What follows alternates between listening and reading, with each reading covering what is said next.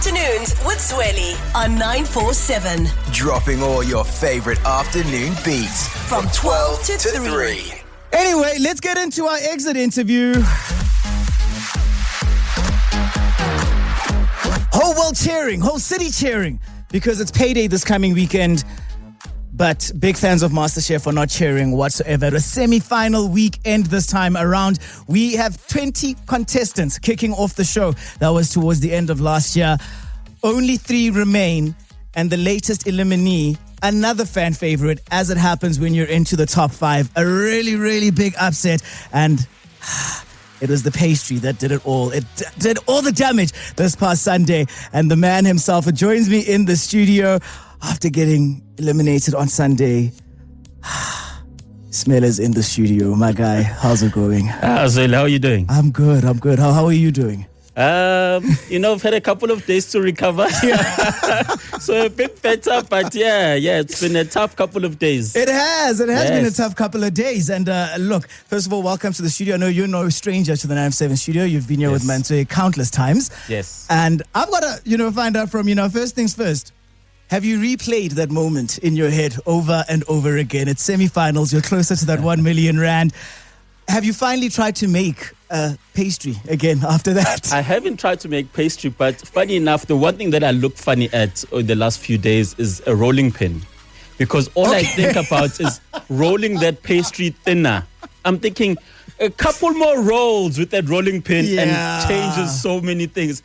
I would still be in the running if I just gone thinner on my pastry. Just that much. Just 2 centimeters. Oh, my goodness. That's how close I was. Yeah, and I'm sure I can imagine that you think about that quite a lot. After all these months, you're just thinking, had I just done that one thing, everything could have been different right now. Because I was happy with the filling. Chef Knox loved the filling. It reminded her of home. I was happy with the flavors in there. If I just rolled, but also it just goes down to the fact that I'm not a big pastry guy. I'm not a big baker. So my biggest thing was that I didn't know that you're supposed to roll that thing thinner. And then it's going to puff up in the oven. We live and we learn. We live and we learn. What was shocking for me, though, is that it's the pastry that was the undoing. And the one challenge that you won had to do with baking. It was desserts, that sort of thing. Did you surprise yourself as you were carrying on with your journey? Yeah, so when I had to do the desserts, I was very worried. It was that. So I had like a couple of worries. I had the worry with the top 10 challenge with the choux pastry. I was like, this is going to be a tough one. And then I had a worry when I had to do Biscoff. And then I ended up winning because desserts are not my thing. And then when I had the pie challenge, I was a bit worried because I didn't mind the filling. I was sure I was going to get the flavors right. But then the pastry, I was like, here we go again. Here we go again. I feel targeted in this kitchen right now, okay? I don't care what you're telling me. There's a target out here and it's on me. Just like, can someone give me protection, please? Yes. Protect me because everything Commissioner, protect me here, please. Okay? Because right now, pastry challenge, top 4 challenge, somebody's targeting me. Okay? There's a target on my back and I'm not happy about this. Oh my goodness. Look, you also brought all of the vibes. I mean, as we're chatting right now, you're hilarious. And that's something that you brought not just to the TV, but clearly to the kitchen in general. And you guys had the Zulu gang. Yeah, the Zulu gang. So we needed it because it's such a high, intense environment. Yeah. I think the show does very well to showcase how intense it is. But when you go into that kitchen every day, it's 10 times worse because the clock is there, the judges are there, the challenge is there. So you need that camaraderie outside that kitchen just to keep you going. And I had my great boys, Kulego, Keith, and Tobago, who were really supportive throughout this journey. We'd sit there, psych ourselves up. Like I said to Marta last time, we just listened to Maskandi and activating Kani, and get ourselves going. By the time we get in there, we're about to kill that challenge, so we needed it. It was very much needed. Look, 2 out of 3 of you guys made it into the semi-finals, which is really, really good. Was there a part of you, in a sense, where Kulego made it, of course, to the final where you felt like at least one of us, one of the Zulu gangs representing when it comes to the MasterChef South Africa final now in season 6? Yeah. I'm very happy for him. I think he's done a brilliant job. His arc has been amazing. Yeah. He posted the other day, he started in the bottom 3 and all the way to top 3. So, he's been phenomenal on this journey. And I'm really happy for him. And I hope he can take it all the way. Was it tough going up against him? Yeah, no, all those guys are tough, eh? Those are some serious cooks. Candy, Benj and Kulego, really tough cooks. So I knew that I had to put my best foot forward going up against those three. And it proved to be the case because, well, they did beat me. I'm here. They're still there. Yeah. But also, just going up against a really good friend, a brother as well. Emotionally, was that tough at all for you? It's just like, it's game time, it's competition. I've got to do what I've got to do. Yeah. So once you're in that kitchen, it's game face on. You've got to go.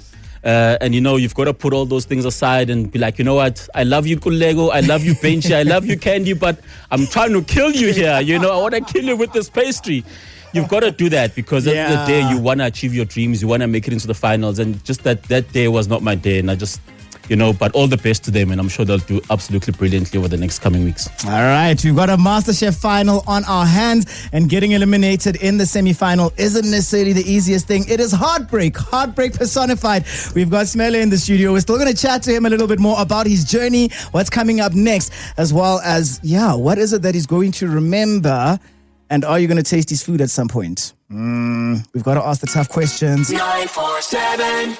Simele is here. He's been dumped from the MasterChef kitchen, not into the finals. We've got our top three now, though.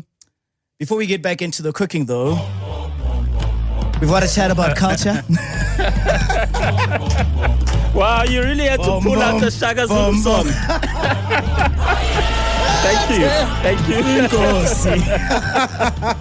Thank you very much. You were always you were kitted out. You were geared up in traditional gear, the entire time.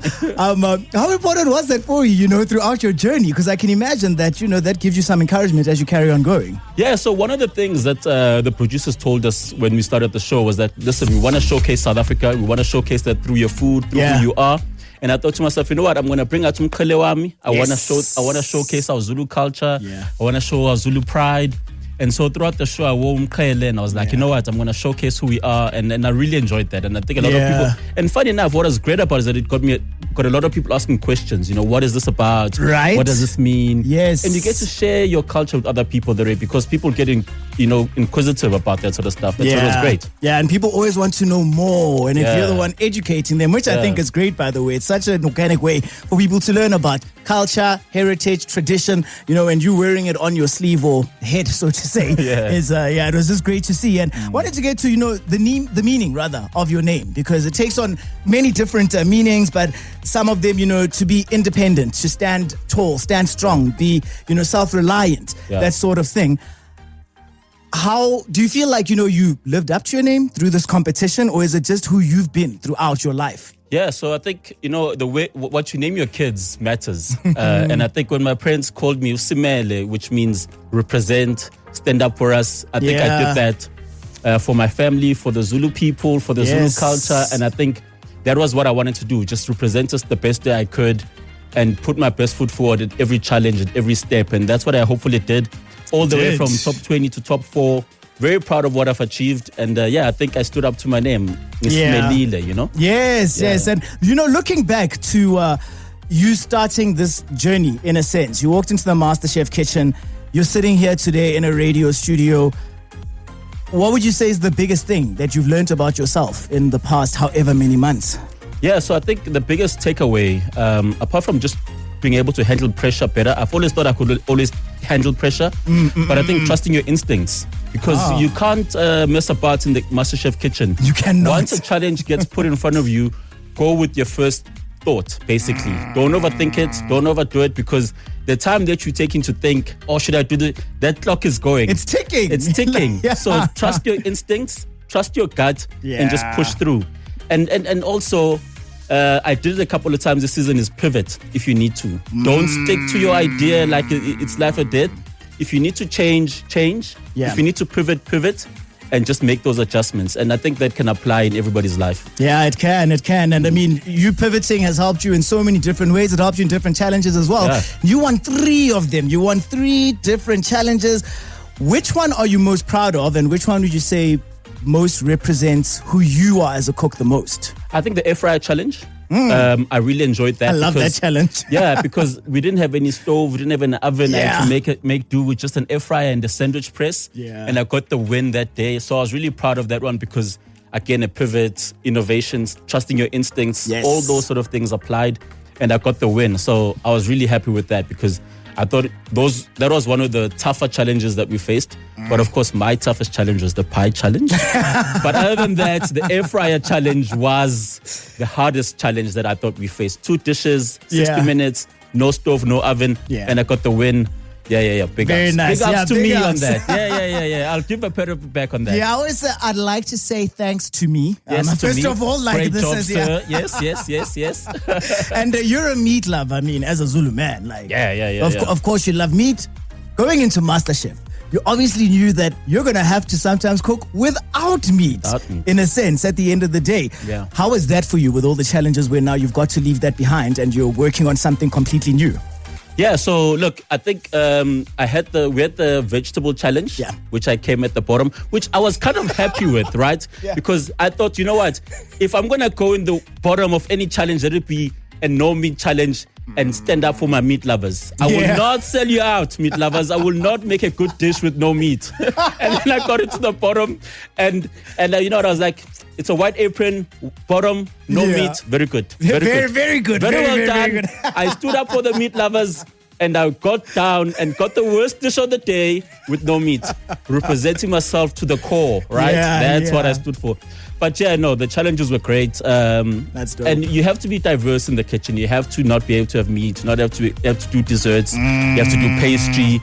And that's the beauty of MasterChef, is that you're challenging yourself in different ways. Yeah. And I got to do that over the last few months. Very nice. Now, I want to chat about behind the cameras, because I was there, I think, I don't even know what episode it was, but it was a couple of months ago. And we only watched 90 minutes from the couch, in a sense. You're basically there for that hour to hour and a half. What's something that viewers don't appreciate or see about the MasterChef kitchen? Sure. I think the first thing that I, as a fan of the show, that I saw for the first time was that the clock is real. So that part, big. And it's big, and it doesn't stop, and it doesn't worry about whether you're ready or not. It keeps going. But also the days are very long when you record, so it takes up a lot of your energy. So you really have to pick yourself up all the time, because the days are long.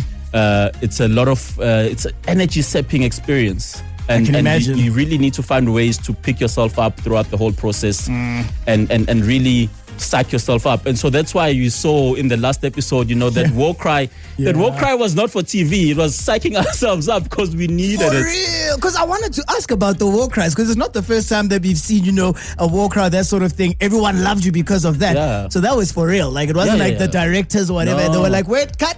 Can Simele, everyone, can we? The directors were surprised. They're like, what is going on here? We're like, hey, it's too late, buddy. We're already doing it now. And the cameras are on. Yeah. So, we had to psych ourselves up. We had to get ourselves up, especially as we've been there for a while. Yeah. We just needed something to... So, beforehand, we're like, guys, you know what? This is getting harder and harder. We need to psych ourselves up some way. And here's a war cry. Just follow my lead. Okay, follow my lead. And we go.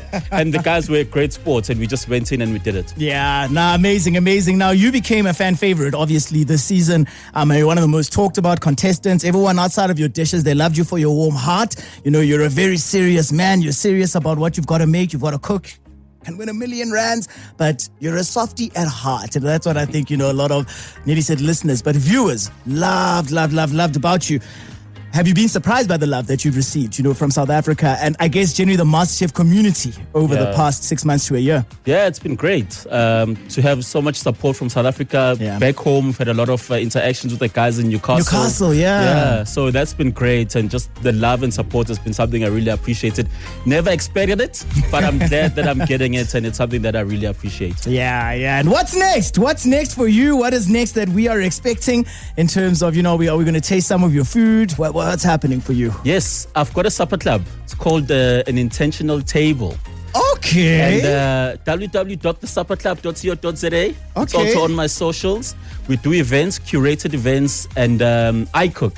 So if you watch MasterChef, you wonder, do these guys really cook, or do they get some sort of training or what? Yeah. No, we really do cook. Yeah. And if you come to one of my events, you'll actually taste my food, me cooking in the kitchen with an apron and everything. And so we're doing a brunch on the 8th of August. I'm doing a kitchen takeover at Zoo. Okay. And I'll be cooking and I'll be doing the food. And it's something I'm excited about that I'll be doing over the next few months. Okay, I've actually just gone on to check out the an intentional table over here, supperclub.co.za, 8th of August. Yes. Come through.